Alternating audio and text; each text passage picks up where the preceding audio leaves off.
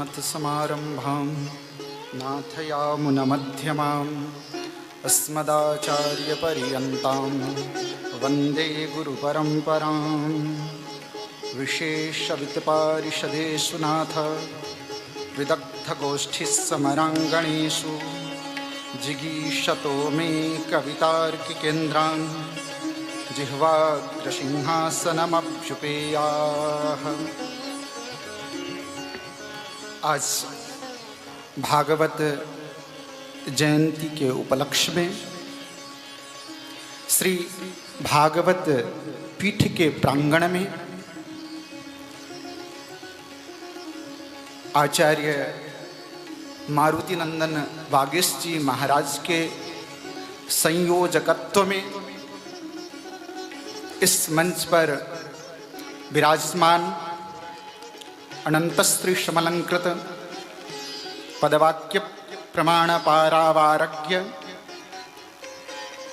जगद्गुरु स्वामी श्री हरिदेव पीठाधीश्वर जी महाराज, जिनकी पावन चरणों में साष्टांग प्रणाम करते हुए मंच पर विराजमान समस्त विद्वज्जनों को वंदन करते हुए आज महत सौभाग्य का विषय है कि आज भागवत जयंती के उपलक्ष्य में यह विषय श्री वैष्णव परंपरा में भागवत। सबसे बड़ी बात कि श्री वैष्णव परंपरा क्या है, इसे समझने के लिए दो चार बातों का अवधान करना ही पड़ेगा। यदि हम वैष्णव शब्द की व्युत्पत्ति यह कर दें कि विष्णोः इदं वैष्णवः, ऐसा करके यदि हम व्युत्पत्ति करें तो किंचित चिंतनीय होगा। लेकिन यदि हम वैष्णव शब्द की व्युत्पत्ति यह करते हैं विष्णोः देवता अस्ति यस्य सः वैष्णवः, यदि इस व्युत्पत्ति को हम स्वीकार करेंगे तो भगवान शिव भी वैष्णव हो जाएंगे। यह लक्षण उनमें भी घटित हो जाएगा, क्योंकि भगवान शिव के उपास्य ही विष्णु है, नारायण है।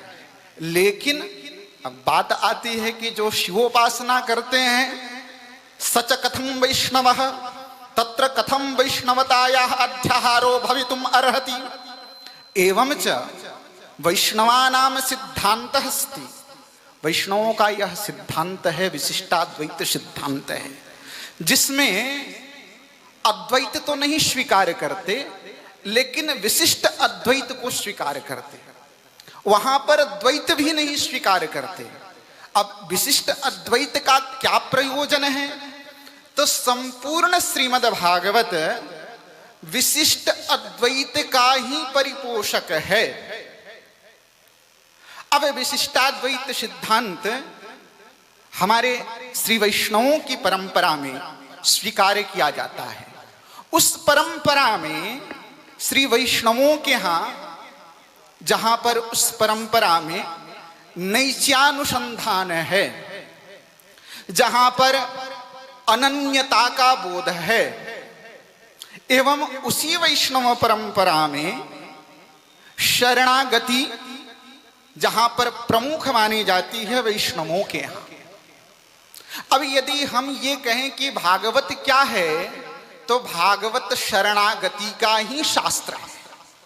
शरणागति क्या है, तो जीव भगवान पादमूलम शरणम प्रपद्ये। जीव यही तो भगवान से कहता, मैं इस संसार में आया लेकिन न धर्मनिष्ठोस्मि न चात्मवेदी, धर्म को जानता नहीं हूं, आत्मज्ञानी भी नहीं हूं, लेकिन आपकी शरण में हूं, बस यही स्मृति है मेरे मन में। यह क्या है, यह विशिष्टाद्वैत सिद्धांत के नैत्यानुसंधान का एक सोपान है। दूसरा अनन्यता का सोपान। अनन्यता का अर्थ क्या है, अन्यः नास्ति यस्य पार्श्वे स अनन्यः, एकः एव आराध्यः, एकः एव उपास्यः, स एव अनन्यः। जिसके जीवन में मात्र एक ही है, उसके अतिरिक्त कुछ दिखता ही नहीं। इसका प्रमाण भगवती श्रुति स्मृति कहती है कि अपनी उस अनन्यता का उस प्रकार से बनाओ कि जैसे प्रेयसी अपने मन में एक उस पुरुष को स्वीकार करके दिन रात भजन करती है और उसके भजन से वह पुरुष प्रसन्न हो जाता है। इसी विषय में भगवती श्रुति भी कहती है, यमे वैशः वृणुते तेनैव लभ्य। तुम बहुत प्रयास कर लो, तुम अपने आप को अहम ब्रह्मास्मि इस श्रुति वाक्य का अपने मन से जितना भी अवबोध करना हो कर लो कि मैं ही ब्रह्म हूं ऐसा मान लो। प्रज्ञानम ब्रह्म इसका जितना भी अर्थ करना हो कर लो। यदि प्रज्ञानम ब्रह्म अहम ब्रह्मास्मि यदि इस वाक्य का यह अर्थ घटा लोगे कि मैं ही ब्रह्म हूं, तब तो फिर तुम भिन्न हो गए। तुम्हारे लिए तो भागवत में कोई जगह ही नहीं है, क्योंकि यह भागवत तो विशिष्टाद्वैत का भागवत है, तदितर का प्रवेश ही वर्जित है। कोई कहे कि इस भागवत में द्वैत का भी प्रवेश हो जाए, द्वैत का अर्थ दो है, अब दो का प्रवेश नहीं हो सकता है। अब विशिष्टाद्वैत क्या है, इससे जरा सा थोड़ा सा समझ लें हम। विशिष्ट रूप से अद्वैत एक तो है, लेकिन उसमें कुछ विशिष्टता है, साक्षात एक नहीं है। मैं यह नहीं कह सकता कि मैं ब्रह्म हूं, लेकिन उस ब्रह्म का अंश हूं यह कह सकता हूं। इसलिए हमारे यहां अंश अंशी भाव का संबंध है। इसका समर्थन भगवान गीताचार्य कहते हैं, ममैवांशो जीवलोके जीवभूतः सनातनः। भगवान गीता में यह कहे कि यह संसार जो है मेरा ही अंश है। भगवती श्रुति ईशावास्योपनिषद में पूर्णमदः पूर्णमिदं पूर्णात् पूर्णमुदच्यते पूर्णस्य पूर्णमादाय पूर्णमेवावशिष्यते।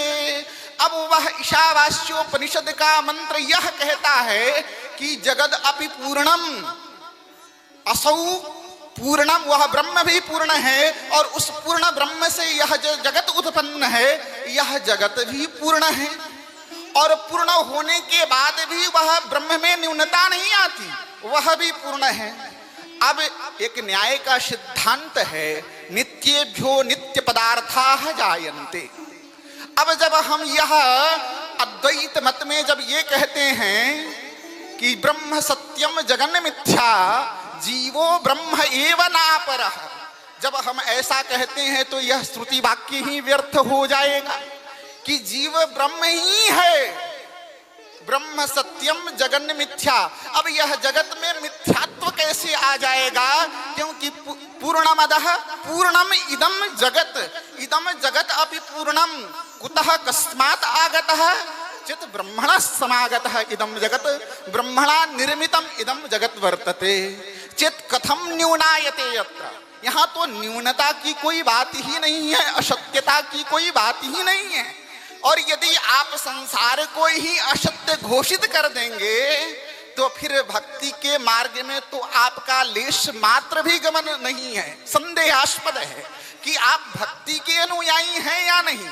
लेकिन हमारे जितने भी आचार्य हुए, आद्य जगत गुरु भगवान भाष्यकार रामानुजाचार्य, वह भक्ति मार्ग के ही द्योतक हैं। इसीलिए विशिष्टाद्वैत सिद्धांत का उन्होंने इस संसार के कल्याण के लिए लेकर के आया। अब यह विशिष्टाद्वैत क्या है कि प्रभु मैं आपका ही हूं। इसलिए श्रुति भी कहती है कि अनादि निधनम ब्रह्मा अनादि निधनो जीव। यह जीव भी अनादि है और वह ब्रह्म भी अनादि है। अब यह जीव और ब्रह्म अनादि तो हैं, लेकिन कैसे हैं?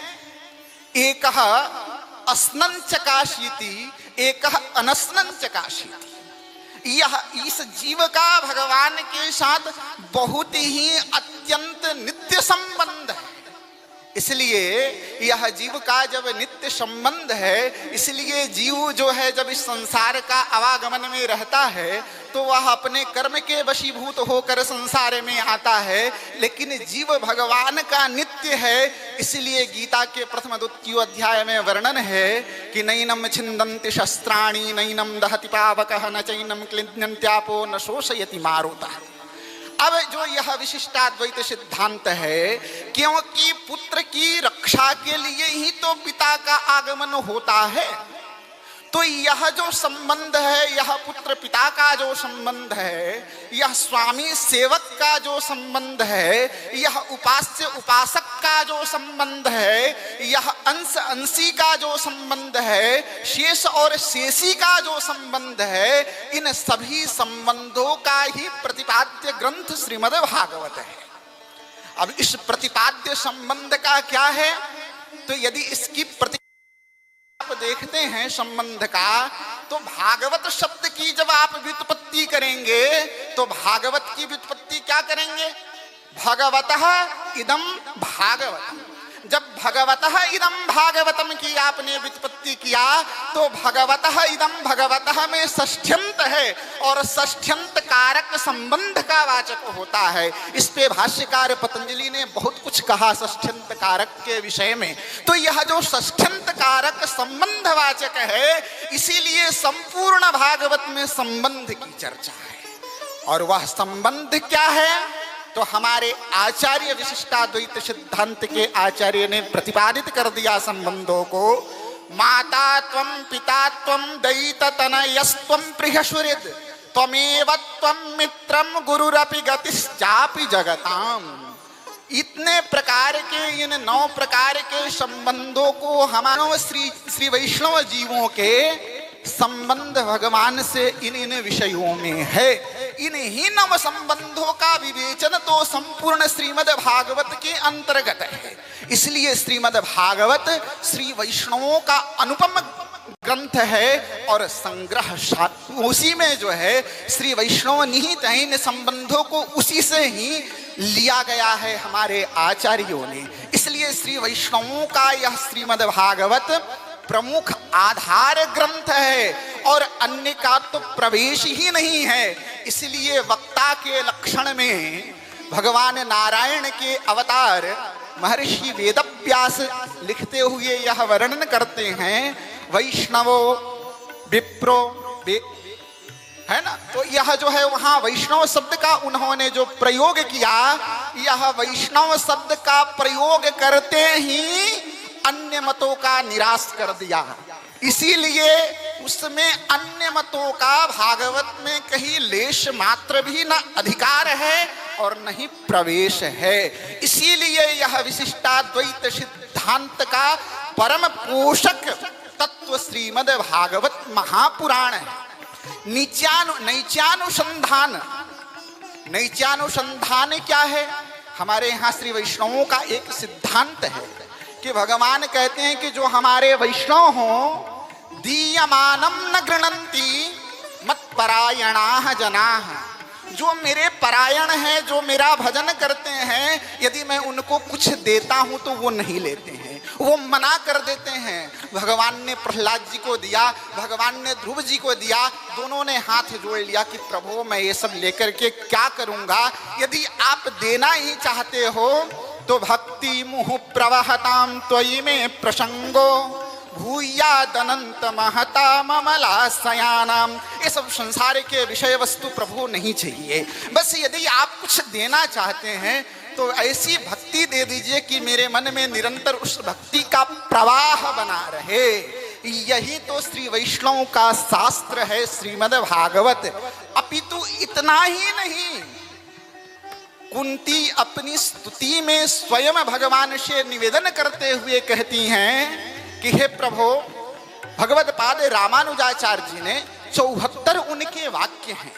उन 74 वाक्यों के जो उपदेश में जो उन्होंने कहा है, वही वस्तुओं का विवेचन माता कुंती श्रीमद् भागवत की स्तुति में करती हैं।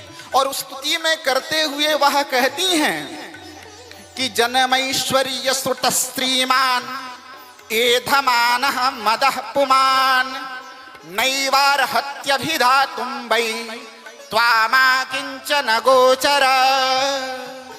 माता कुंती यह कहती हैं कि हे प्रभु, बस आप इतनी कृपा कर देना कि मेरे अंदर जन्म का अभिमान न हो। इसलिए वैष्णवों में अभिमान रहित तो होना चाहिए। इसीलिए वैष्णवों के अंदर दासत्व भाव है।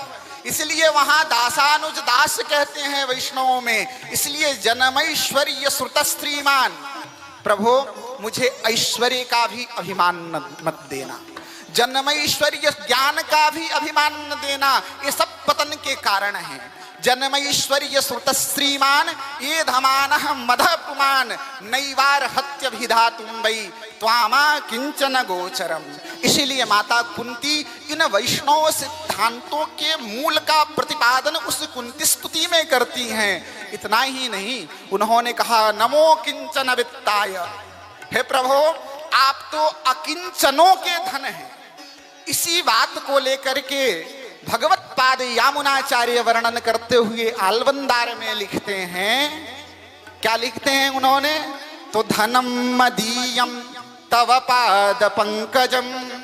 उन्होंने कहा कि प्रभु हम श्री वैष्णवों के धन तो सिर्फ आपके चरणारविंद हैं, यह वही श्रीमद् भागवत से ही। इसलिए श्रीमद् भागवत जो वैष्णवों का परम ग्रंथ है, इसलिए एकमात्र जो प्रवेश है वह केवल विशिष्टाद्वैतवादियों के लिए ही सर्वस्व श्रीमद् भागवत है।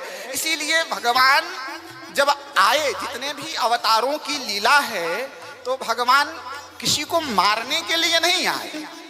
भगवत गीता वचन है कि धर्म संस्थापनार्थाय संभवामि युगे युगे परित्राणाय साधूनां विनाशाय च दुष्कृताम।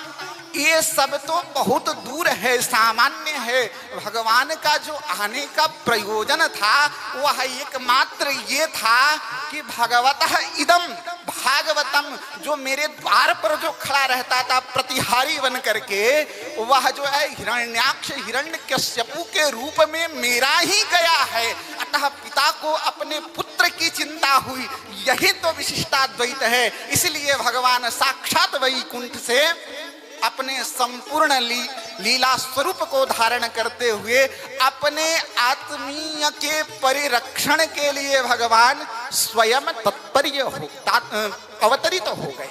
इसलिए भगवान का भी वाल्मीकि रामायण की यह उद्घोषणा है, अभयम सर्वभूतेभ्यो ददामि इति में व्रतम मम। बस एक बार वह आ जाए, बस वह संकल्प करके एक बार मुझे स्वीकार कर ले, उसके बाद वो अपने जीवन की सारी चिंता से वह मुक्त हो जाए। यही श्री वैष्णवों के जो षड्विधा जो शरणागति है, आनुकूल्यस्य संकल्पः प्रातिकूल्यस्य वर्जनम रक्षिष्यति विश्वासः गोप्तृत्ववर्णम तथा आत्मनिक्षेपकारपण्यम षड्विधा शरणागति। यह संपूर्ण शरणागतियों का ही वर्णन संपूर्ण श्रीमद् भागवत में है। आप जहां भी प्रवेश करो वहां आपको शरणागति ही दिखाई देगी। इसीलिए विष्णु देवता यस्य सह वैष्णवः, यही व्युत्पत्ति समुचित है। अन्य व्युत्पत्ति करेंगे तो वहां विचारणीय हो सकता है। और वैसे वैष्णवों के लिए यह श्रीमद् भागवत तिलक है, सर्वस्व है। इसीलिए हम सभी वैष्णवों का यह परम कर्तव्य है कि भागवत के उपदिष्ट उन तमाम तत्वों को हृदयंगम करते हुए अपने आराध्य को अपने हृदय में धारण करके अपना सर्वस्व जीवन समर्पित करते हुए उस अपने आराध्य के सामने बस हम यही कहें कि हे ठाकुर, यह आपकी अत्यंत कृपा है कि इस कृपा से मुझे यह जीवन मिला है। इस मृत्यु लोक में आया हूँ और उस जगह पे आया हूँ जहाँ वंदे ब्रज वसुंधराम, ऐसी वसुंधरा है जहाँ पर हम आए हैं। इसीलिए हम सभी विशिष्टाद्वैत सिद्धांतवादी श्री वैष्णवों के लिए यह शास्त्र अमृत है, यह शास्त्र रसायन है। इसीलिए यहाँ पर प्रवेश मात्र श्री विशिष्टाद्वैत सिद्धांतवादी श्री वैष्णवों का ही है। इस वाणी के साथ मैं समस्त उपस्थित विद्वत चरणों में अपनी यह वाक पुष्प समर्पित करते हुए इस कार्यक्रम के प्राणभूत मारुति नंदन वागीश जी मेरे बड़े अग्रज हैं, उनको जन्मदिन की अशेष मंगल कामनाएं, और इसी के साथ मैं अपनी वाणी को विराम देता हूं। बहुत बहुत धन्यवाद। बहुत ही सुंदर वैदुष्यपूर्ण एवं विषय पर आपका उद्बोधन डॉक्टर श्री राधाकांत जी महाराज।